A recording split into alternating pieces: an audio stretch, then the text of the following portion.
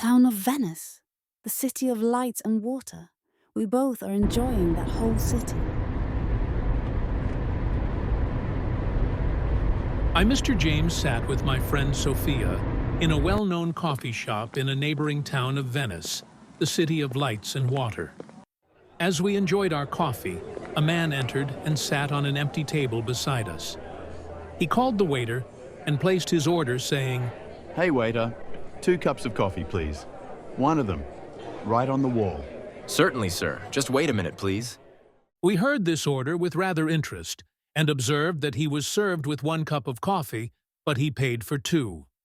As soon as he left, the waiter pasted a piece of paper on the wall saying, "A cup of coffee." And the light. Oh, the light in Venice weaves magic. It spills through narrow alleyways, illuminating hidden courtyards and mosaic-clad basilicas.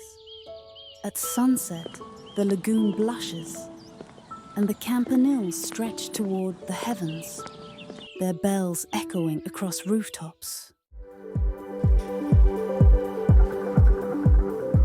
That's fantastic. I am feeling wonderful. Oh yeah, it is fun. Thanks for the day, James.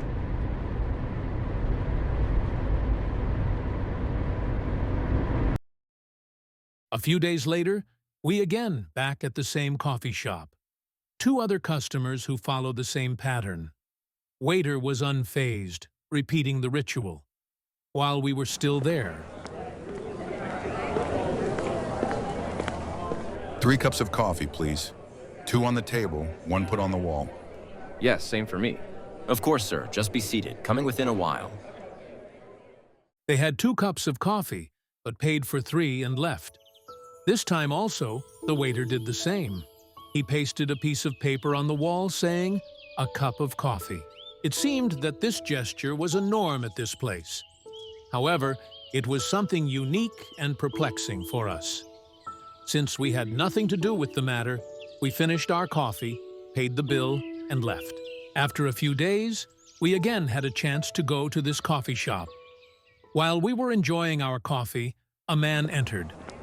The way this man was dressed did not match the standard nor the atmosphere of this coffee shop. Poverty was evident from the looks on his face. As he seated himself, he looked at the wall and said, "Please, 1 cup of coffee from the wall." Of course, sir. Just be seated. Coming within a while. The waiter served coffee to this man with the customary respect and dignity. The man had his coffee and left without paying. We were amazed to watch all this when the waiter took off a piece of paper from the wall and threw it in the dustbin. Now, it was no surprise for us. The matter was very clear. The great respect for the needy shown by the inhabitants of this town welled up our eyes with tears. Coffee is not a need of our society, neither a necessity of life for us. The point to note is that when we take pleasure in any blessing, maybe we also need to think about those people who appreciate that specific blessing as much as we do, but they cannot afford to have it. Note the character of this waiter, who is playing a consistent and generous role to get the communication going between the affording and the needy with a smile on his face. Ponder upon this man in need.